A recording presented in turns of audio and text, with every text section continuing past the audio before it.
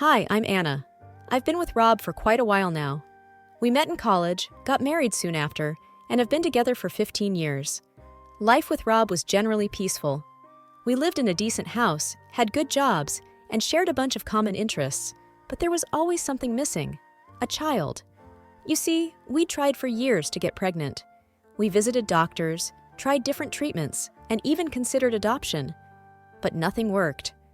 As time went on, the strain of our childless reality began to pull at our once strong bond. Arguments became frequent, and the future started to look a bit gloomy. But then, one day, something changed. It was a regular Wednesday morning. I woke up feeling a little queasy. Thinking it was something I ate, I brushed it off. But then I remembered I had missed my period. Could it be? I quickly rummaged through the bathroom cupboard and found a leftover pregnancy test from years ago. Without wasting a moment, I used it. Waiting for the result felt like the longest 3 minutes of my life. When I finally dared to look, it was positive. My heart raced. We were pregnant. The joy, the excitement, the fear, it all rushed in. I had to tell Rob. He was in the living room, engrossed in some paperwork. Taking a deep breath, I walked up to him, the test still in my hand. "Rob," I began, trying to keep my voice steady, "I'm pregnant." He looked up, his expression unreadable. Then he said, "Are you sure? I mean, at this age? Is it even safe?" I was taken aback. This wasn't the reaction I was expecting. "I took the test, Rob. It's positive." He sighed. "Anna, you know how hard it's been. And now, at 37, do you know the risks?" I felt a sting of hurt. "I thought you'd be happy," I whispered. "I am. I'm worried about you. About us," he replied, his voice softening a bit. "We've waited so long for this, Rob. We can't let fear dictate our happiness now," I countered. He looked down, avoiding my gaze. "Have you considered, maybe, not going through with it?" I couldn't believe my ears. Terminate the pregnancy? No, Rob. This might be our only chance. We sat in silence for a while, the weight of our situation pressing down on both of us. I wanted him to be as overjoyed as I was, but at that moment, all I saw in his eyes was fear and uncertainty. That night, as we lay side by side in bed, I held on to hope. Hope that our child would bring us closer again. Hope that our love was strong enough to overcome any challenge. And above all, hope for the future. The next few months were tough. As days turned into weeks, it became clear that this pregnancy wasn't going to be easy. I was often sick, nauseated, and felt exhausted all the time.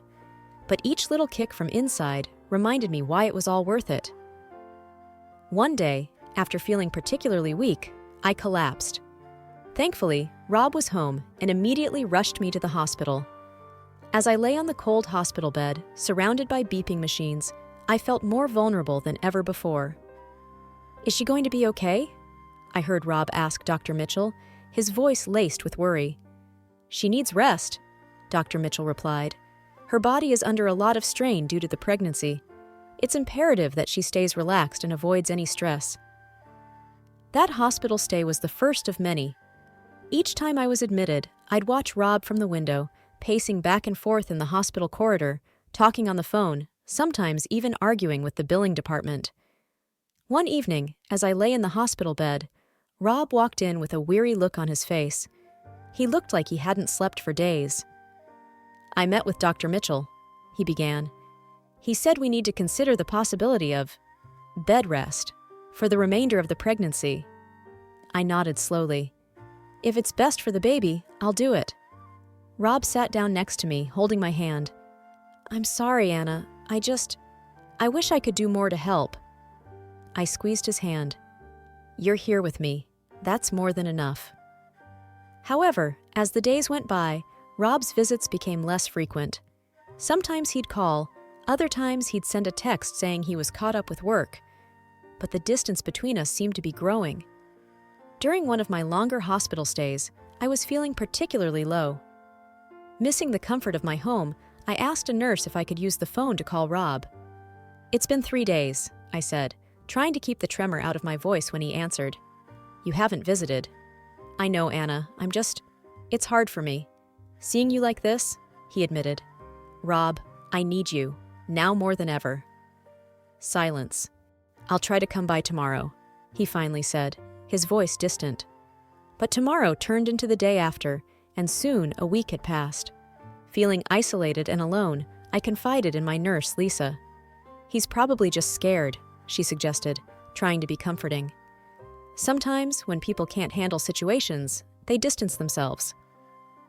One morning, after a particularly difficult night, Dr. Mitchell came into my room.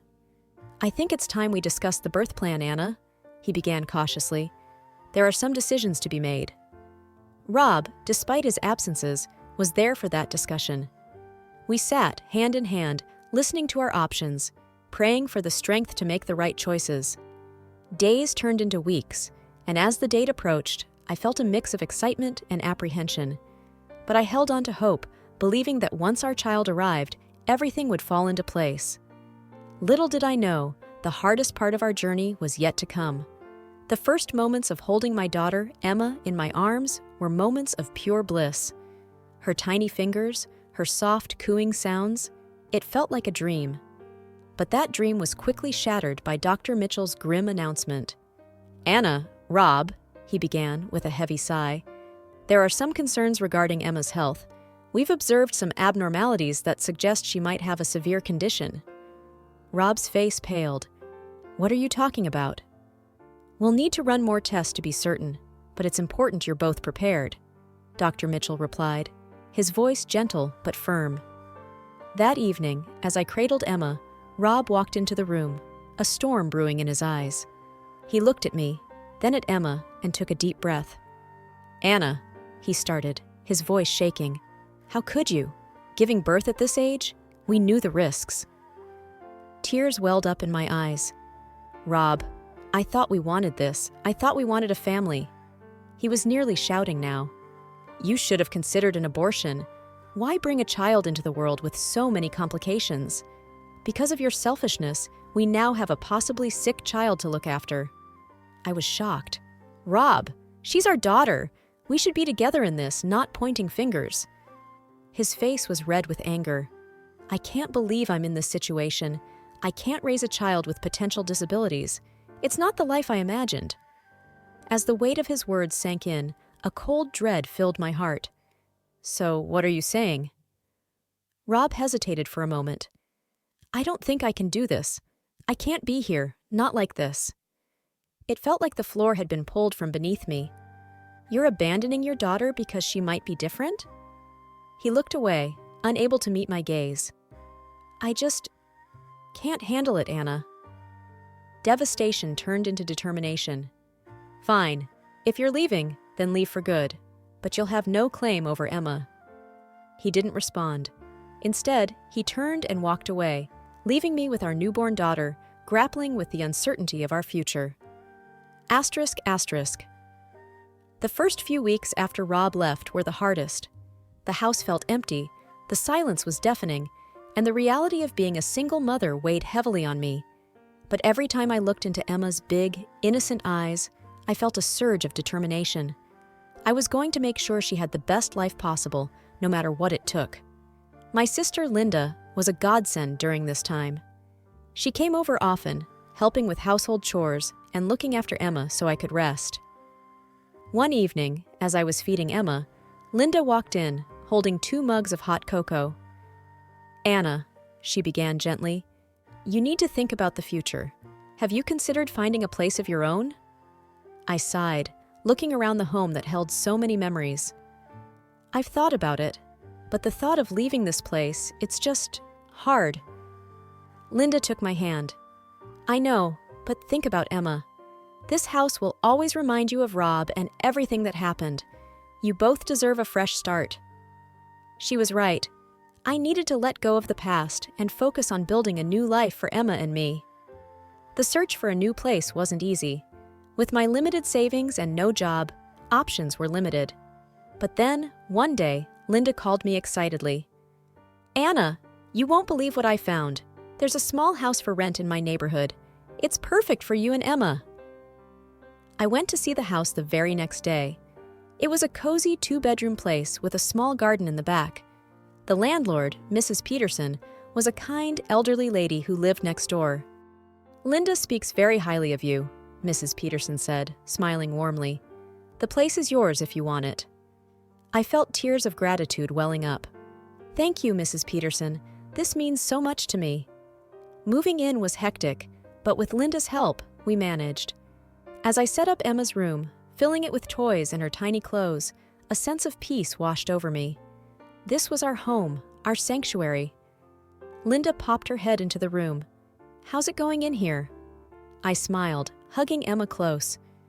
"It's perfect. I can't thank you enough." She hugged us both. "That's what family is for. You're not alone in this, Anna.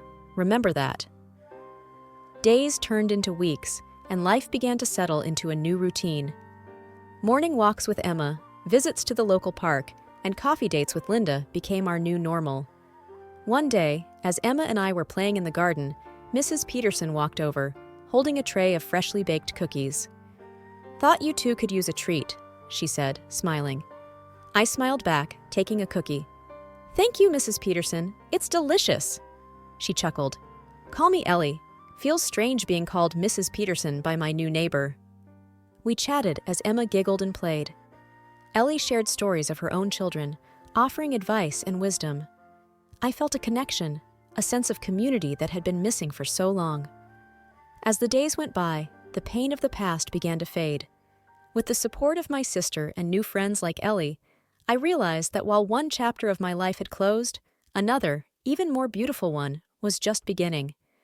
Emma's first birthday was just around the corner, and I was deep in preparations. Ellie and Linda offered their assistance, suggesting ideas for decorations and games. As the day drew nearer, I found myself reflecting on the whirlwind of the past year. My baby girl, Emma, was blossoming into a bubbly, inquisitive child, her laughter a constant source of joy. One afternoon, as I was laying Emma down for her nap, the phone rang. The sound was sharp and unexpected. "Hello?" "Hello, Anna," came the familiar voice. It was Dr. Mitchell. I felt a twinge of anxiety. "Dr. Mitchell, is there a problem?" He hesitated, which only deepened my concern.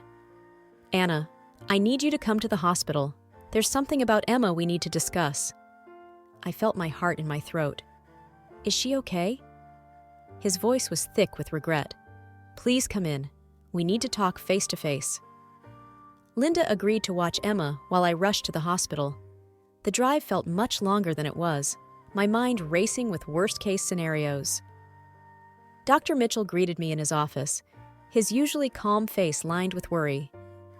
"Anna, I'm so sorry to call you in this way." My patience was thinning. "What's going on?" Taking a deep breath, he began. "There's been a grave error. The initial tests we ran on Emma after her birth got mixed up with another baby's." My confusion grew. "Meaning?" He met my gaze, his eyes filled with regret. "Emma is healthy, Anna. She doesn't have any medical condition.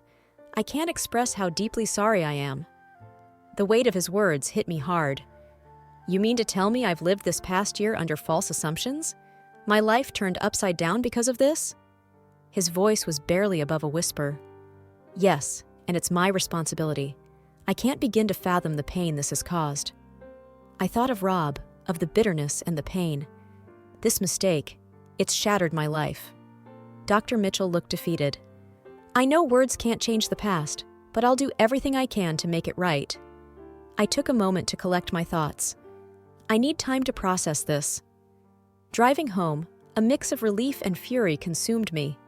Yet, seeing Emma's joyful face as I walked in grounded me.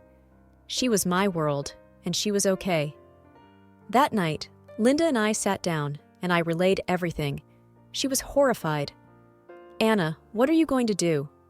I looked at Emma, peacefully sleeping. "For now, nothing. And I don't want Rob to know. He made his choice." Linda squeezed my hand. "You're strong, Anna. Remember, you're not alone in this." In the stillness of the night, I reflected on our journey. Yes, the revelation about Emma's health was bittersweet. But one thing was for sure. I would protect and cherish her, regardless of the past. The swift passage of time amazed me. Before I knew it, Emma was already 5 and gearing up for her first day of school. My feelings were a whirlwind of pride, hope, and the natural apprehension of a mother. At breakfast, a few days before school, Emma gazed at me, her eyes shimmering with anticipation. "Mom, will I be going to school like other kids?" I smiled warmly. "Yes, sweetie. In just a few days, you'll be starting." Her face lit up. "Will I find friends there? Will they like me?" Touched by her innocence, I assured her, "Emma, you're such a lovely girl. Of course, they'll adore you." On her first day, dressed in her new school uniform with a pink backpack hanging from her shoulders, Emma paused at the school gates. With a quiver in her voice, she admitted, "Mommy, I'm scared no one will talk to me." I crouched to her eye level. "Honey, always remember to be yourself. You're amazing, and they'll see that. Just give it some time." Her small hand waved goodbye as she joined the bustling crowd of students. I watched her until she was out of sight, my heart heavy with the typical worries of a parent.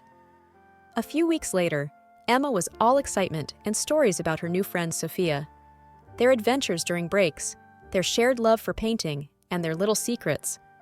One day, she bounced home asking, "Mom, can Sophia come over tomorrow?" Delighted at her blossoming friendship, I agreed. "Absolutely. I'm eager to meet your new buddy." The next afternoon was filled with their giggles and playful shouts. From the corner of my eye, I noticed their genuine bond and thought of how childhood friendships were so pure and uncomplicated. As the sun dipped, a car pulled up. Emma, holding Sophia's hand, led her to the door.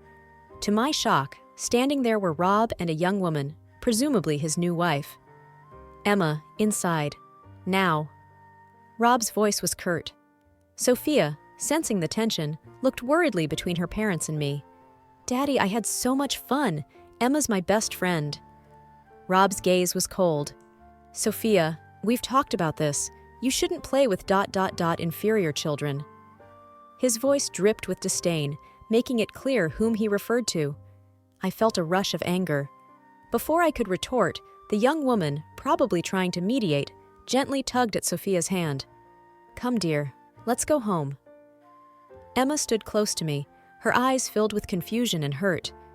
As the car drove away, she whispered, "Mom, why did he say that?" Holding her close, I replied, "Sometimes, sweetie, people don't say the nicest things, but always remember, you're wonderful just the way you are." That evening, as I tucked Emma in, I promised myself that no matter what, I'd always protect her from the cruel judgments of the world. Only days after the incident, my phone buzzed with an unknown number. I hesitated, then answered, "Hello?" A woman's voice, soft yet firm, responded, "Hi, this is Emily, Sophia's mother. Can we talk?" Surprised, I replied cautiously, "Of course. What's on your mind?" She hesitated. "I'd rather discuss this face to face. Can we meet tomorrow? There's a cafe around the corner from your house." After a moment, I agreed. "All right, see you at 10 a.m.? The next morning, I saw Emily waiting. She looked out of place, her pristine appearance contrasting with the laid-back vibe of the cafe. As I approached, she stood up, offering a polite, if slightly forced, smile. "Thank you for coming," she began, her eyes searching mine. "After the other day, I couldn't shake off a nagging feeling that there's more to the story than Rob's told me." I took a deep breath. "I'm not one to spread tales, but since Sophia is involved, I think you should know." She leaned forward, anticipation evident. "Please, tell me everything." Over the next hour, I unfolded our past. How Rob and I had struggled with fertility, my unexpected pregnancy, his disinterest, the misdiagnosis, his leaving, and my subsequent journey with Emma. I made sure to be factual, not letting emotion color the narrative. Emily sat stunned. "He never told me any of this. He said you were the one who left him, and he always painted such a rosy picture of your marriage." I shrugged. Sometimes people craft stories to cope, or to hide. She looked defeated. "I feel like such a fool. I thought our love was genuine, but now it seems like he was just replacing one life with another." "Emily," I started, my tone firm, "it's not about him anymore. It's about Sophia and Emma. They've formed a bond. I don't want Emma to suffer because of our past." She nodded. I completely agree. Children shouldn't be dragged into adult disputes. As we parted, I felt a weight lifted. For the first time, I felt like I was truly free from Rob's shadow, having laid our past bare.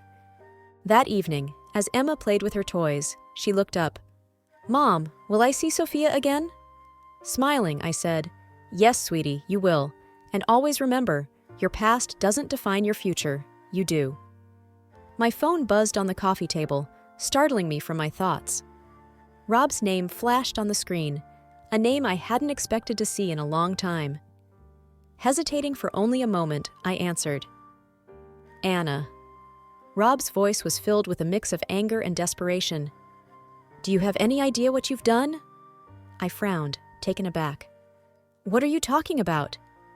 Emily left me, he spat out bitterly. She filed for divorce, and she's taken everything. I've lost almost everything, Anna, and it's all because she spoke to you. I could hardly believe what I was hearing. Rob, you made your choices. I just told her the truth. There was a heavy pause. She also told me about Emma, that she's healthy. You never told me. Why would I? After everything you said, after everything you did, you didn't deserve to know, I retorted. Rob's voice grew softer, almost pleading. Anna, I made a mistake. I realize that now. I want to be there for Emma. I want to be there for you. We can be a family again. I scoffed in disbelief. Now that your life's in shambles, you suddenly want us back? You're unbelievable, Rob. Anna, I know I messed up, but I've changed. Please, give me a chance. I could feel anger rising in me. You walked out on us, Rob. You called our daughter inferior and turned your back. Now that your little fairy tale with Emily has ended, you think you can just waltz back into our lives? Think again. He sounded desperate now. I was wrong, Anna. I see that now. Can't you give me another chance? No, I replied firmly. Emma and I have moved on. We're doing just fine without you, and we don't need or want you in our lives. But Anna... It's over, Rob. Goodbye. I ended the call, my heart racing. I took a deep breath, letting the emotions wash over me. Emma and I had each other, and that was all that mattered. I wouldn't let Rob's selfishness disrupt our peace. Whatever challenges lay ahead, we'd face them together.